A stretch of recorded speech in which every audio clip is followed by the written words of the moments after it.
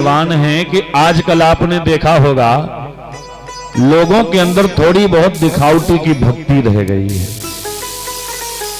सुबह भले ही पूजा ना कर पाए परंतु स्नान करके मस्तक पर चंदन अवश्य लोग लगा लेते हैं ताकि लोग देखें और ये माने कि हाँ ये भक्त है। तो दिखावटी भक्ति थोड़ी बहुत रह गई है और इसलिए भक्ति यौवन अवस्था में है। ज्ञान वैराग्य को कोई पाना नहीं चाहता, इसलिए वो जर्जर है।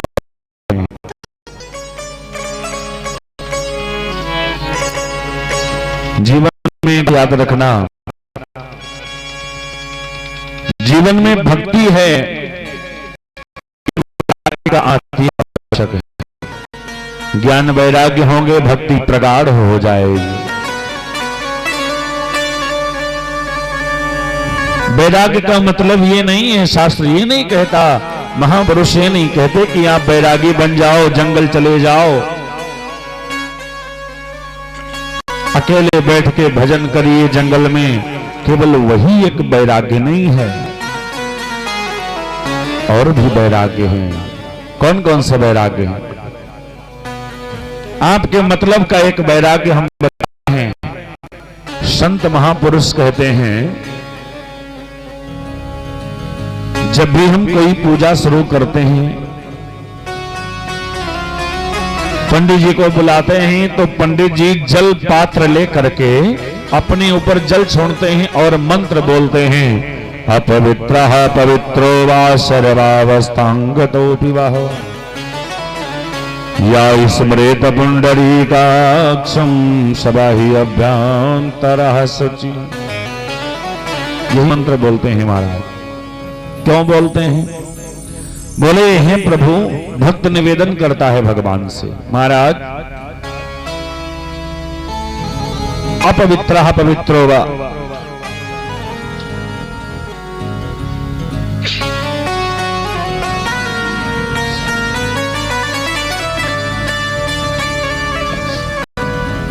सूर्य कहते हैं ऋषियों, साधक कहता है अपवित्रः पवित्रो वा।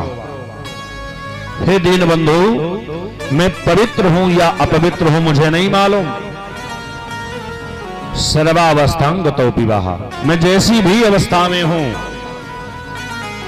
या ये स्मरेत पुंडरीकाक्ष, हे कमल नयन, मैं उसी अवस्था में तुमको याद कर रहा हूं। सवाही अभ्यंतरः शुचि, अंदर से भी और बाहर से भी।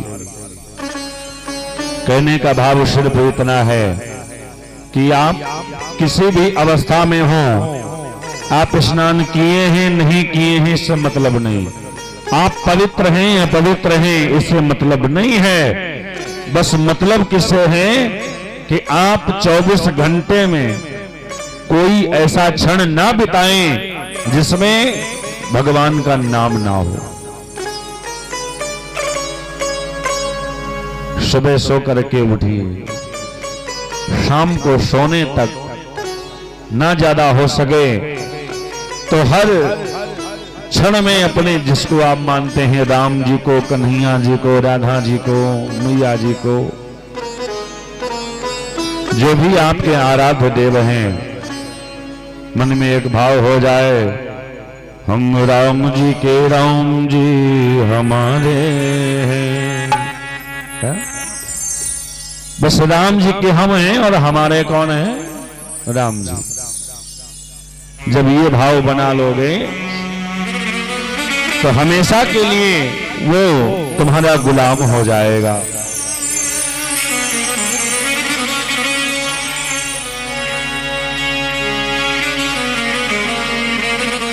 संत वैष्णव वृंदों ने कहा भी है, जीवन में एक बार जो नाम लेता है, एक बार कन्हैया को याद करता है, कन्हैया उसे बार बार याद करते हैं।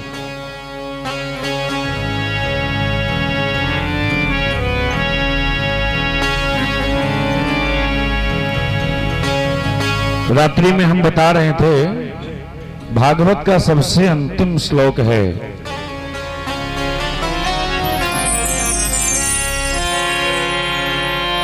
नाम संकीर्तनम यस्य सर्व पाप प्रणाशनम।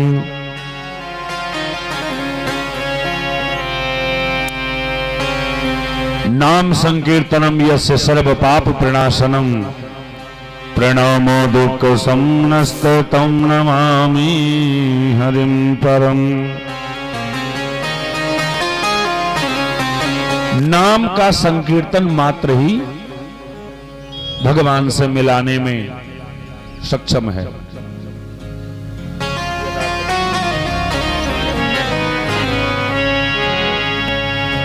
भगवान का नाम संकीर्तन जब भी आप करोगे तो आपका तन मन धन रोम रोम खिल जाएगा। तो जितने लोग इस दरबार में बैठे हैं, भगवान ने सभी को मुख दिया है, वाणी दी है, हाथ दिए हैं। जरा दो बार अगर राम जी को, कन्हैया जी को, मैया जी को हम सभी लोग प्रेम करते हैं तो प्रेम से, भाव से तन मन को पवित्र करने के लिए वाणी के द्वारा भगवत नाम गाएं।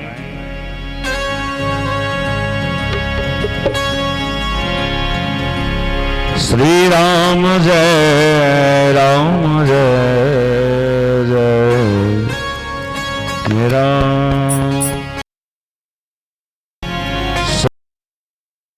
जय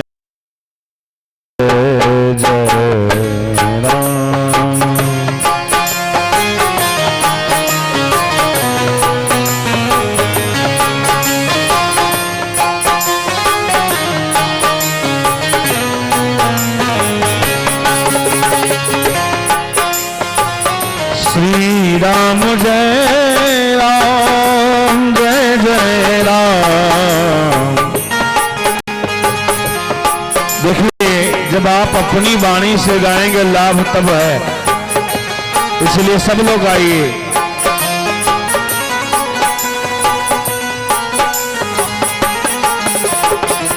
श्री राम जय राम जय जय राम, जय सिया राम जय जय सिया राम।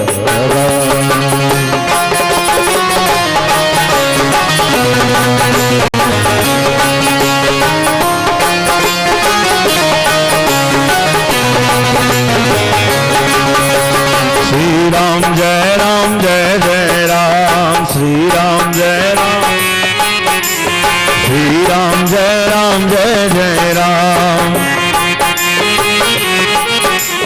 श्री राम जय राम जय जय राम,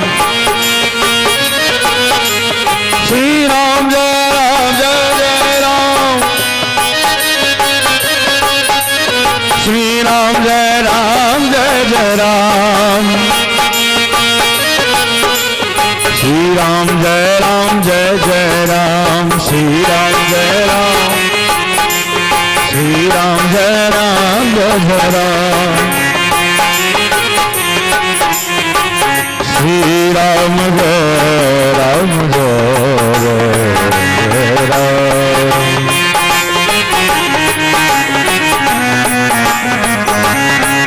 ओ श्री राम जय राम जय जय राम, श्री राम जय राम जय जय। श्री सीताराम भगवान की, सतचंडी महायज्ञ की। देवर्षि नारद जी ने क्या देखा कि माता भक्ति के दोनों पुत्र ज्ञान और वैराग्य जर्जर अवस्था में हैं। तो माता भक्ति के दोनों पुत्रों को जवान करने के लिए नारद जी ने सारे ग्रंथों को सुना डाला। राम कथा, महाभारत, देवी पुराण, स्कंद पुराण, ब्रह्म पुराण, पद्म पुराण, ऐसी कोई पुराण बाकी नहीं रह गई जिसे नारद जी ने ना सुनाया हो। देवर्षि नारद जी ने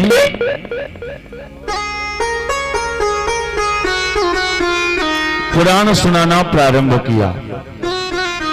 तो जितनी देर वो पुराण की कथाएं सुनाई जाती हैं तो माता भक्ति के दोनों बेटा उठ के बैठ जाते हैं, यानी बुढ़ापा खत्म हो जाता है। और जैसे ही कथा बंद वैसे ही बुढ़ापा आ जाता है।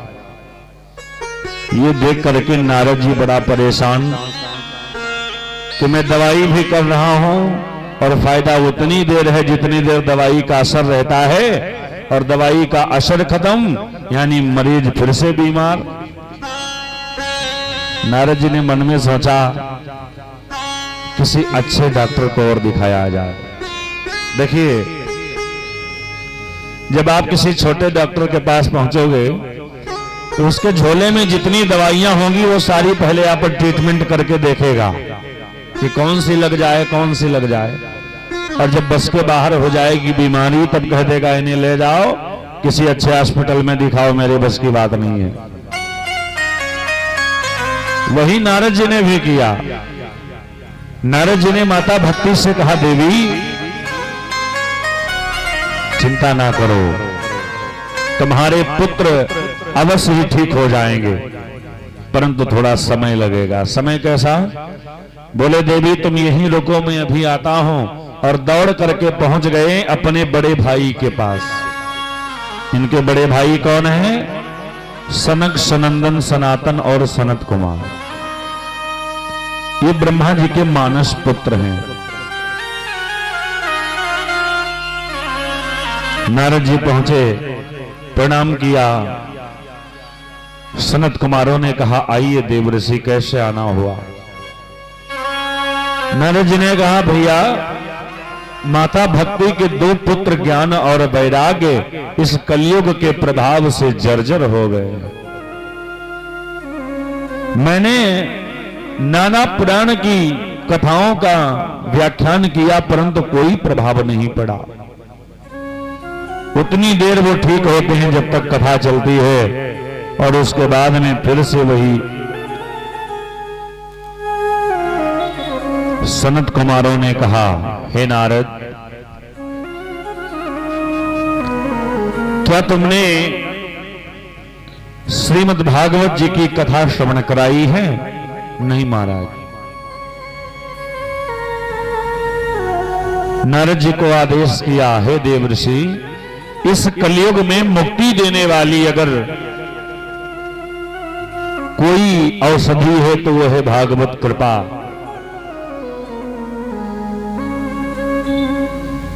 देखिए,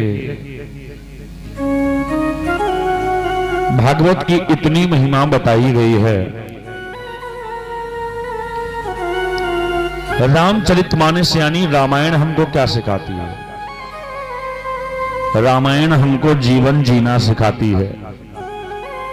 रामायण हम लोग पढ़ते हैं, सुनते हैं, जानते हैं, तो रामायण में हमारे जीवन को सावधान किया गया है। हर पग पग पर तुलसीदास जी ने जीने की कलाओं का व्याख्यान किया है कि हमारे राम जी कैसे थे, कैसे रहते थे, क्या दिनचर्या है हमारे राम जी की, और हमारे राम जी का स्वभाव कैसा था। यानी जीवन जीने में जो भी उपयुक्त सामग्री है वो रामायण से ले लीजिए। जीवन जीने की कला सीखनी है तो रामायण का सहारा लीजिए। परंतु ठीक इसके विपरीत है आपकी भागवत कथा। अगर रामायण तुमको जीवन जीना सिखाती है तो भागवत तुमको मरना सिखाती है। देखिए, जीने की कला रामायण से मिल जाएगी, परंतु हमको मरना कैसे चाहिए, ताकि मरने के बाद हमारा मरना बन जाए, बिगड़े ना।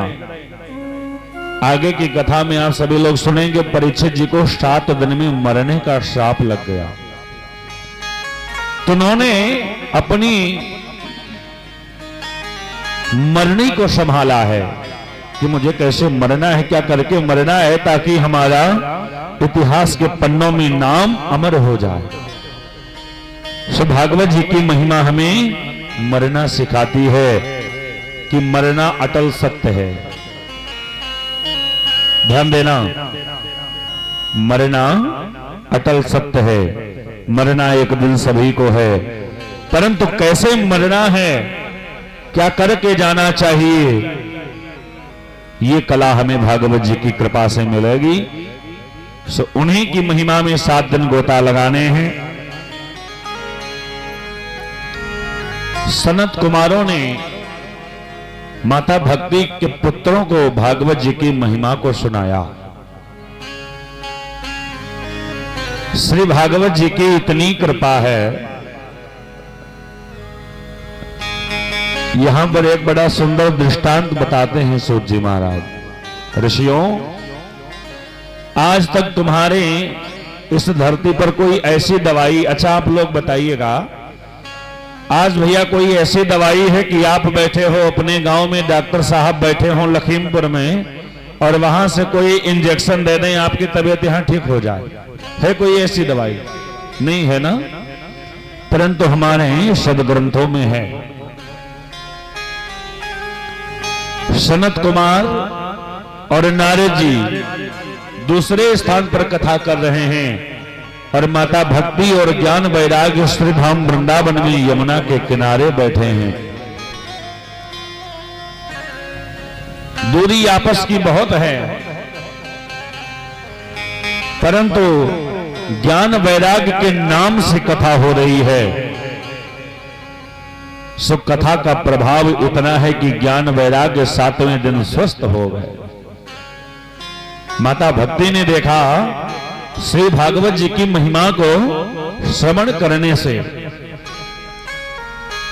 श्री राघवेंद्र सरकार के चरण वंदना करने, केवल भगवान की महिमा गायन सुनने गाने से मेरे पुत्र बुढ़ापे से मुक्त हो गए।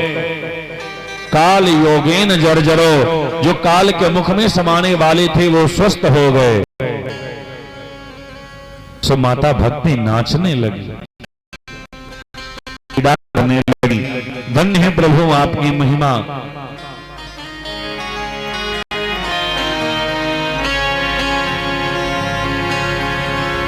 ये ऐसी प्रभावशाली औषधि है जिसको पीने से वैकुंठ प्राप्त हो जाता है।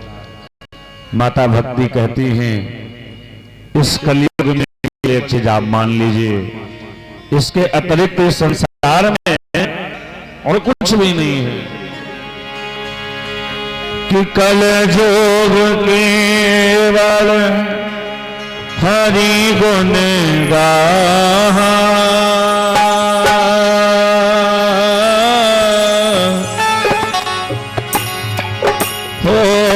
कलयुग केवल हरि गुण गाहा, गावत नर पावई भव थारा। सिया राम जय जय राम, सिया राम।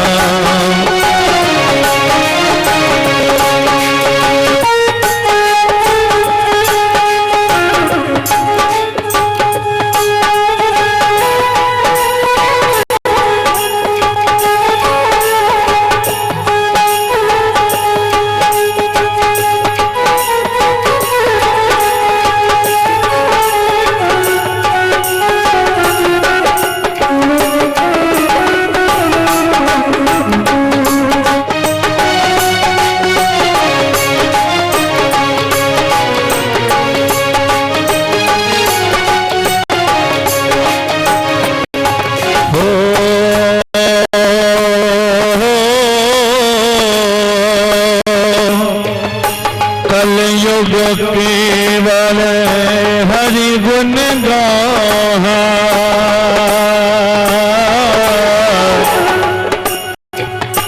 गावत नर पावई भव थारा। सिया राम जय जय राम, सिया राम जय जय राम।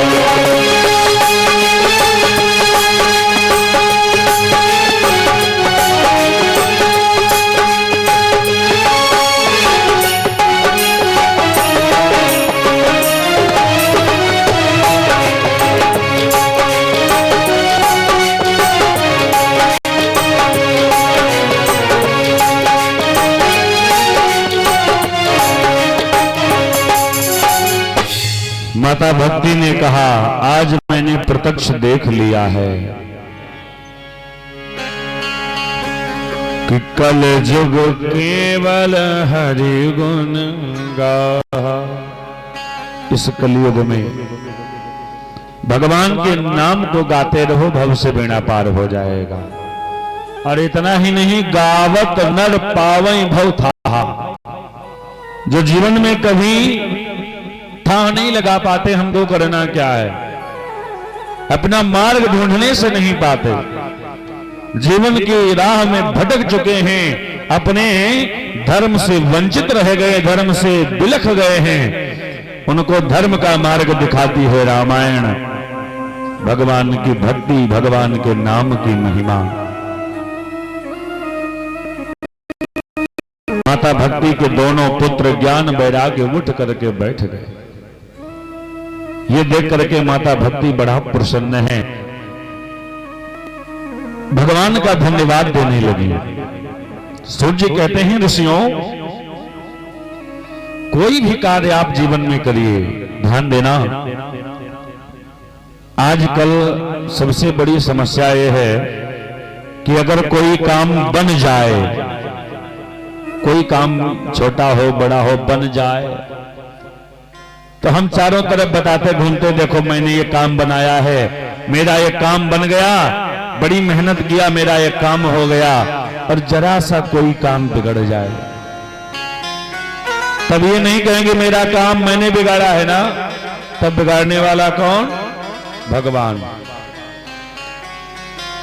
जब काम बना था तब भगवान की याद आई नहीं, जब काम बन गया तो ये मैंने बनाया है, और जब बिगड़ गया सो ये भगवान ने बिगाड़ा है। बस यही दूरी तय कर देता है कन्हैया से। कार्य कोई छोटा है बड़ा है, विषय कार्य का नहीं है। क्योंकि यहां अभी आपको मैंने बताया,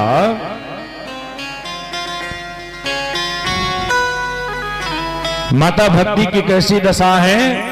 जब नारद जी ने पूछा तो माता भक्ति ने कहा, अहम भक्त रीति ख्याता इमो में तनियो मतो। और हे देवर्षि, ज्ञान वैराग्य नामानो काल योगी न जर जरो। ज्ञान वैराग्य बुढ़ापे से ग्रस्त हैं। नारद जी ने देखा, सो किसका सहारा लिया?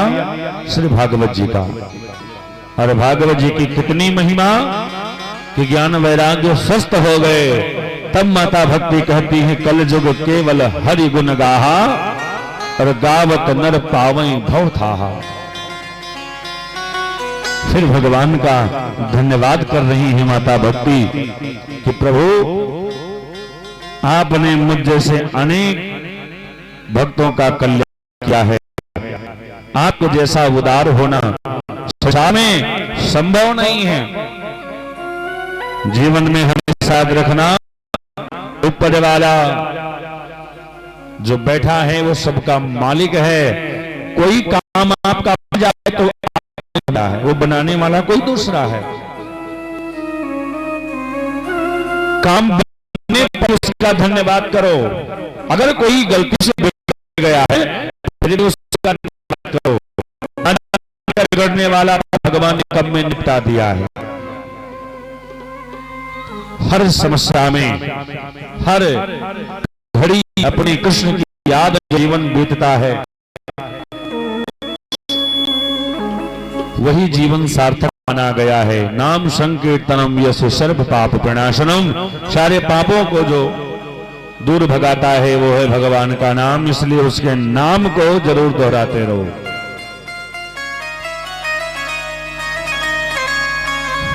देवर्षि नारद जी महाराज बड़ा प्रसन्न हो गए कि माता भक्ति के दोनों पुत्र स्वस्थ हो गए। किसी ने कहा, महाराज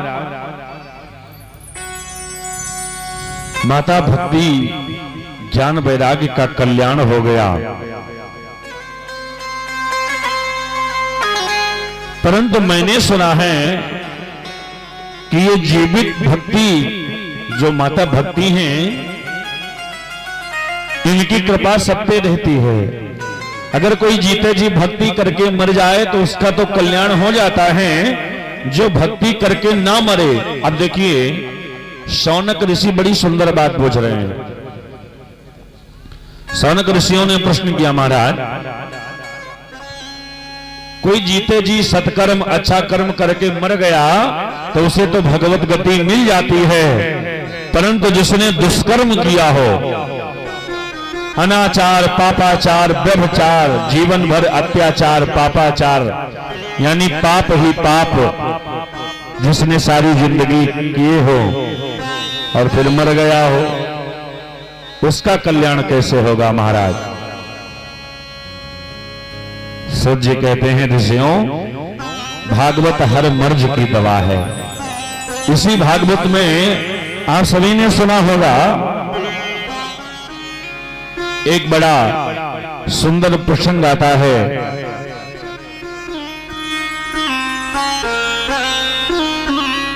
तुंगभद्रा नदी है जिसके किनारे एक बड़ा सुंदर गांव बसा हुआ है।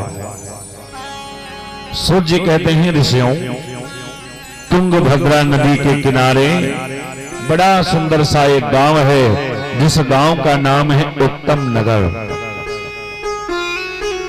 उस उत्तम नगर में आत्मदेव नाम का एक ब्राह्मण निवास करता है। ब्राह्मण देवता बड़े ही सज्जन स्वभाव के हैं। धर्म पत्नी जिनका नाम है देवी धुंधली, जो पति के विपरीत हैं। समय अपनी गति से बढ़ा, दोनों प्राणी अपना जीवन यापन कर रहे हैं। संत कहते हैं, एक वो समय आया वृद्धावस्था की ओर दोनों प्राणी बढ़ चले, परंतु कोई पुत्र नहीं हुआ। सूर्य कहते हैं, ऋषियों पुत्र ना होने से महाराज आत्मदेव को बड़ी ग्लानि हो गई। मन में विचार किया, जिस जीवन में कोई पुत्र ही नहीं है, मरने के बाद में कुल का दिया बुझ जाएगा, ऐसे जीवन से क्या फायदा है, मर जाना ही उचित होगा। मन में सोचने लगे, मैं जीवित नहीं रहूंगा, क्योंकि पत्नी भी प्रतिकूल है। ब्राह्मणी से ब्राह्मण देवता की ज्यादा बनती नहीं है। यथा नामी तथा गुणे, जैसा जिसका नाम होता है ना, वैसे ही आचरण उसके हृदय पटल में उतर जाते हैं। देवी धुंधली महाराज आत्मदेव के विपरीत हैं। कहते हैं, समय बीता, आत्मदेव जी महाराज जंगल की ओर जाने लगे कि अब यहां रहने से कोई फायदा है नहीं। जाकर के बैठ गए एक वृक्ष के नीचे। सो एक सन्यासी जी का आगमन हुआ। आत्मदेव जी सोच रहे हैं, कोई पुत्र नहीं है तो मैं मर जाऊंगा। इतने में एक महात्मा का आगमन हुआ। कहते हैं, संत के दर्शन हो जाएं, समझ लो आपका बिगड़ा काम बन जाएगा। ये संत की महिमा है।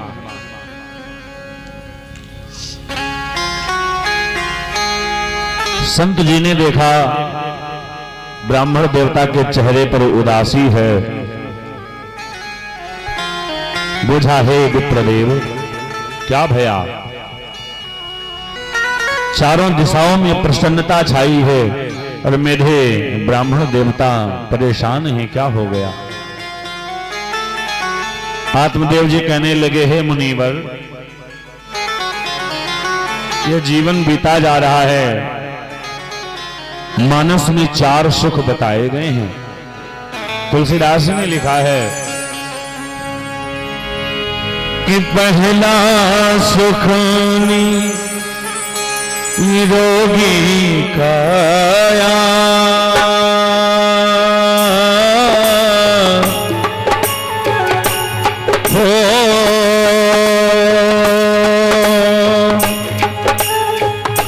पहला सुख निरोगी काया,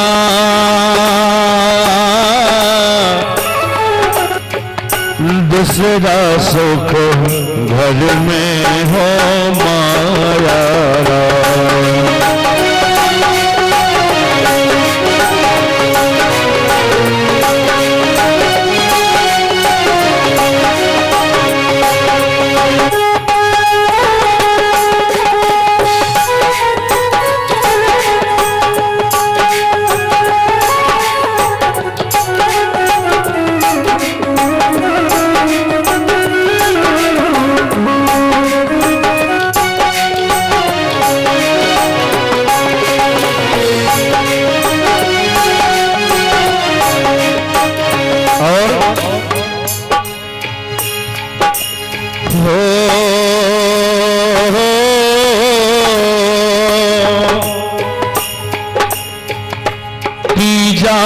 सुख सुत आज्ञाकारी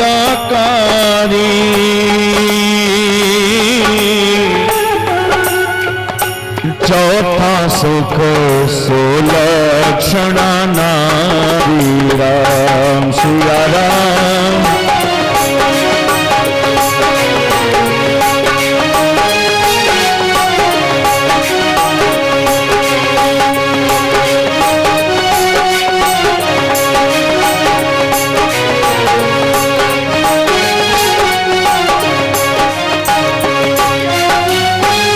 आत्मदेव जी कहने लगे महाराज ये चार सुख बताए गए हैं मानस में। पहला सुख निरोगी काया। महाराज मैं पहले सुख का अधिकारी हूं, मेरी काया स्वस्थ है। काम क्रोध लोभ मोह मत मत्सर से मैं बचा हुआ हूं, परंतु अब ऐसा संभव नहीं है। अब धीरे धीरे जिससे बच रहा था वही मुझ पर भारी पड़ रहा। का महाराज दूसरा सुख घर में हो माया। भगवत कृपा से मेरे घर में इतना जरूर पर्याप्त है कि हम लोग पुरोहिताई के माध्यम से अपना भरण पोषण कर रहे हैं। महाराज तीजा सुख सुत आज्ञाकारी, यानी बेटा पुत्र आज्ञाकारी हो।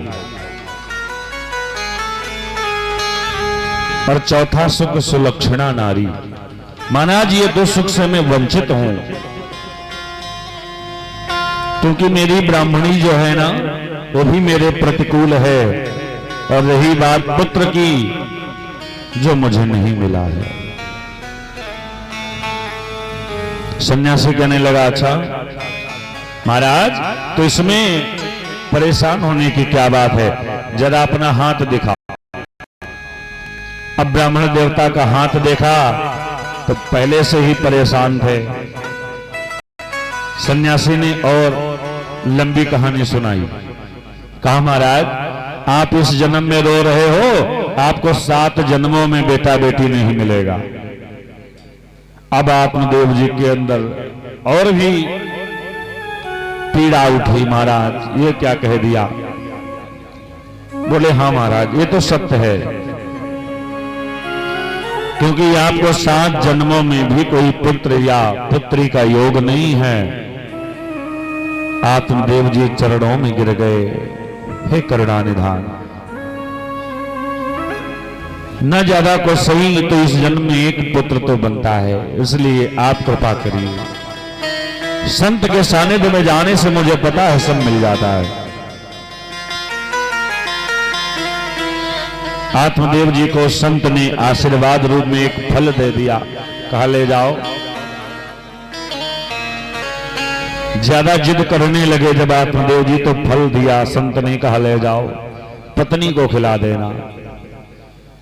फल लेके आए, पत्नी को दिया। पत्नी के मन में भी दुर्भावना आ गई, तो उसने फल नहीं खाया, उसने गाय को खिलाया। बहन का बेटा लेकर के आपस में बात तय कर दिया, जो मुझसे बेटा होगा।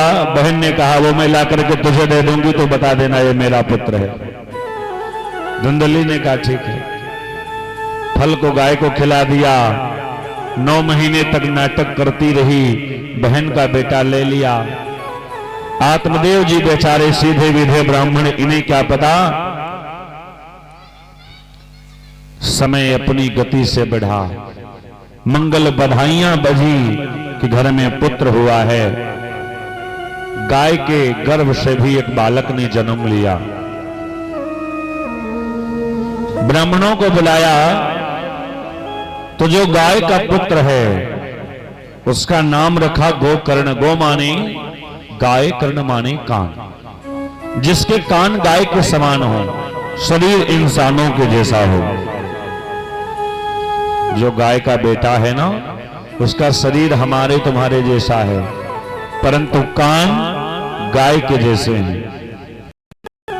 तो पंडितों ने नाम रखा है गोकर्ण। धुंधली के बेटे का नंबर आया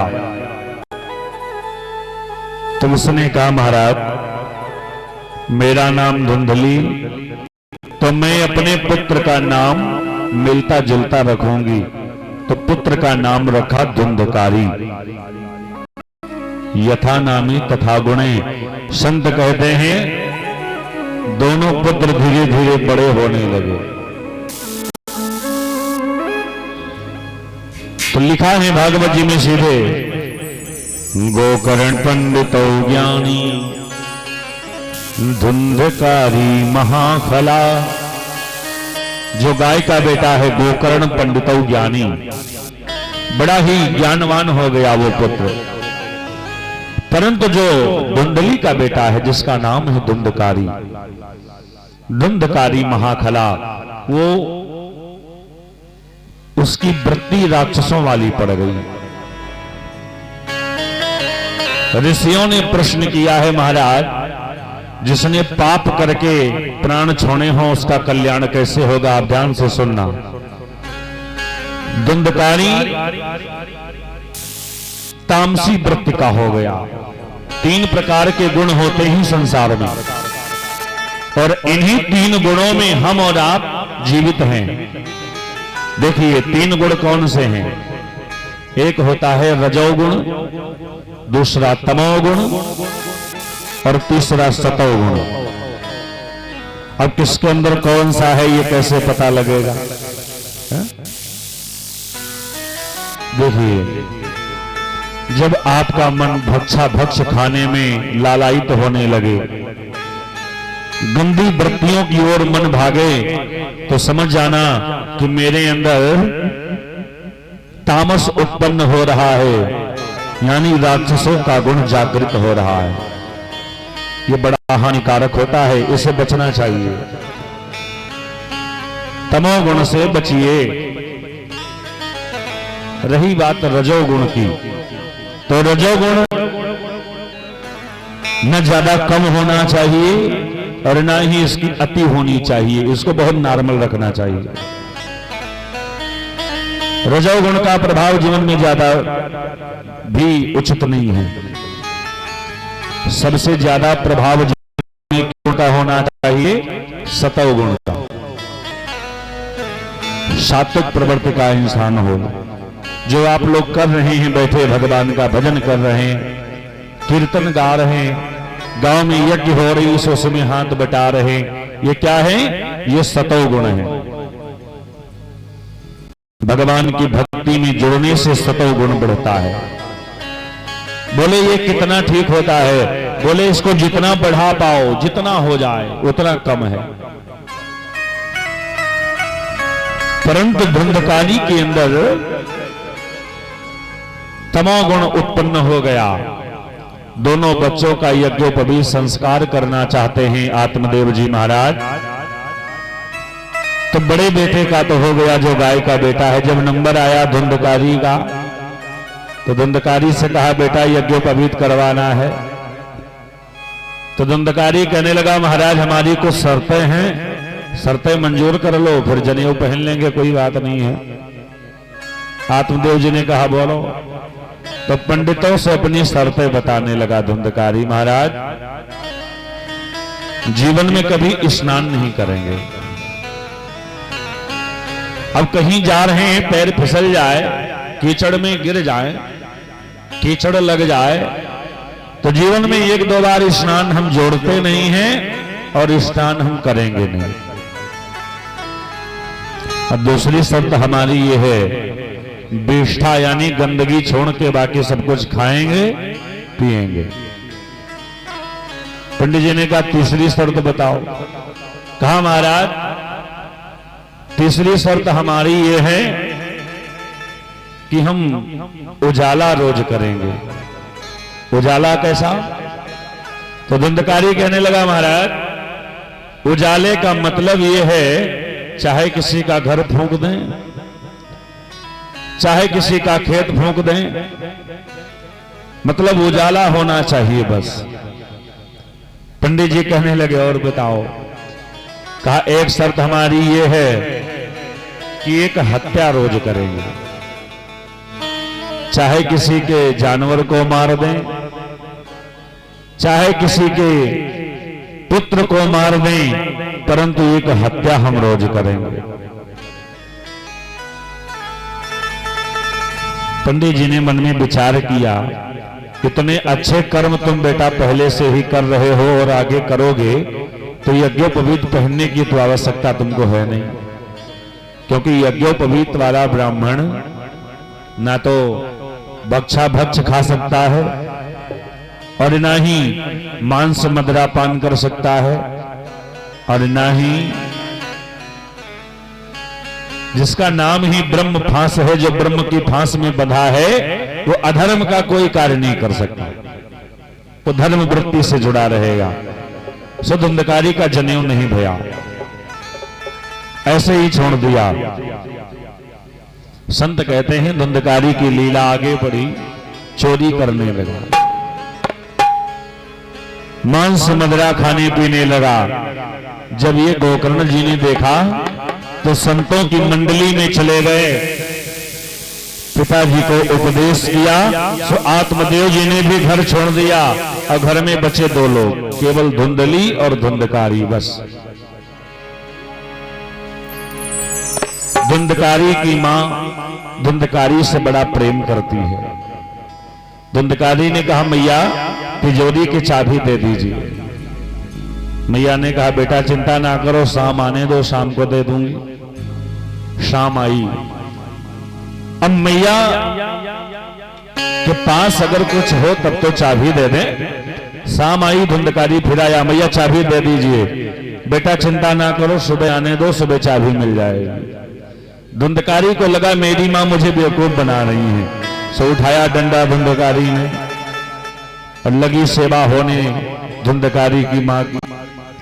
मैया की खूब सेवा किया। मां रोने लगी, बेटा मैंने तुझे इसी दिन के लिए पाल पोस के बड़ा किया। धुंधकारी कहने लगा मां चाबी दीजिए वरना ये पूजा प्रतिदिन चढ़ेगी। धुंधकारी की मां सोचने लगी अगर ये प्रतिदिन मुझे मारेगा पीटेगा, इसी के सहारे में जीवित थी तो मैं कहां जाऊं। तो रात के अंधेरे में एक कुएं में कूद करके धुंधली ने अपनी जीवन लीला समाप्त कर दिया। अकेला बचा धुंधकारी। चोरी कथा है। राजा साहब के ताखाने को लूट लिया, वैश्याओं के घर पहुंच गया। जीवन में एक बात याद रखना, कबीरदास जी लिखते हैं सब कुछ करना परंतु एक वृत्ति ऐसी है जिसको कभी मत अपनाना, वरना ये शरीर में दीमक के भांति लग जाती है और शरीर को और जीवन को नष्ट कर देती है।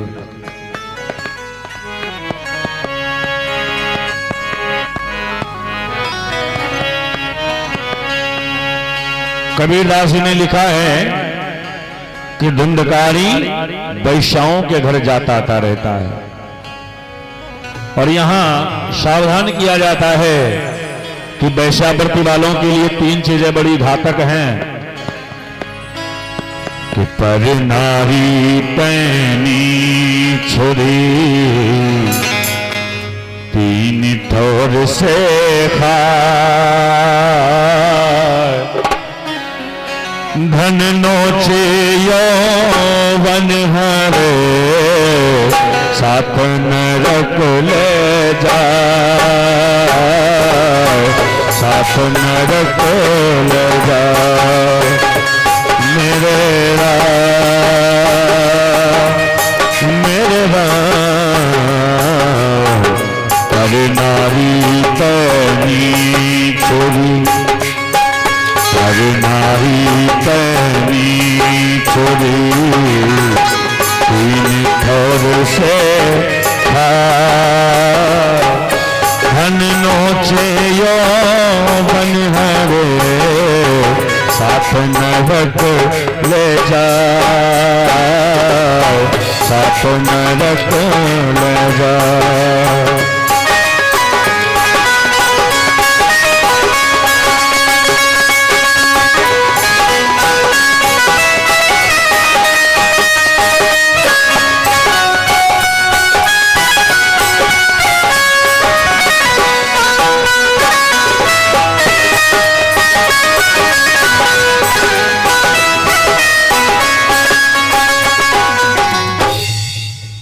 कबीरदास ने लिखा है पर नारी पैनी छुरी।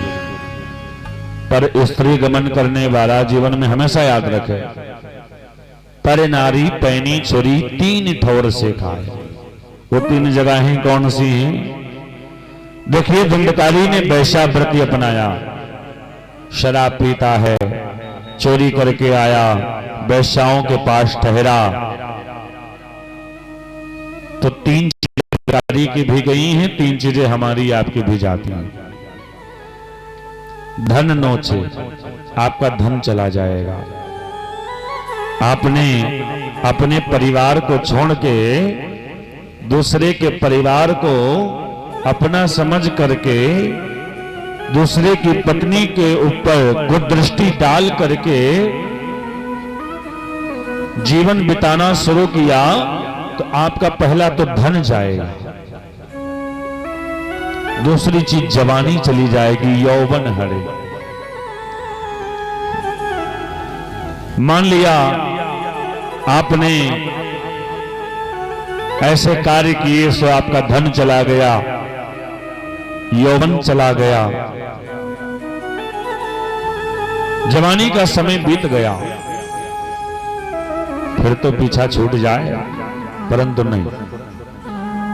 धन नोचे यौवन हरे, और फिर अंत में कबीरदास ने लिखा है साथ नरक ले जाए। आप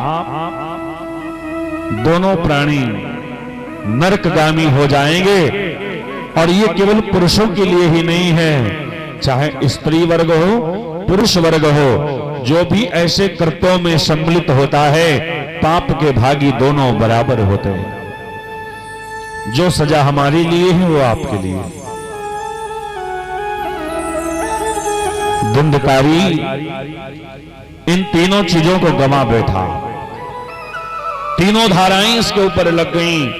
चोरी करके आया, धन लेकर के वेश्याओं के घर पहुंचा, सब वेश्याओं ने धन ले लिया, चारपाई से बांध दिया, शराब पिलाई, आग के जलते अंगारे मुख में भर के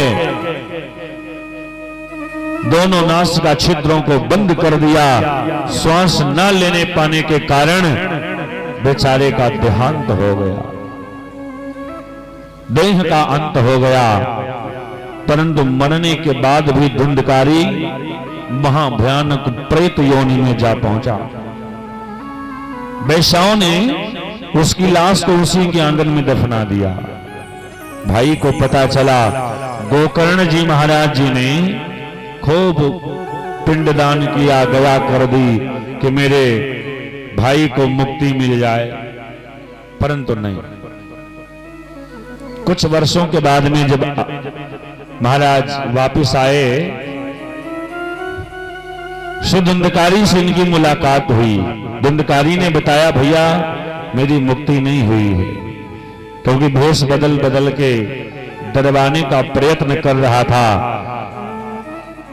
सो गोकर्ण जी ने हाथ में जल लेकर के भगवान सूर्य का ध्यान किया, और उस प्राण आत्मा पर जो ही छोड़ा, सो धुंधकारी अपने निज स्वरूप में आ गया।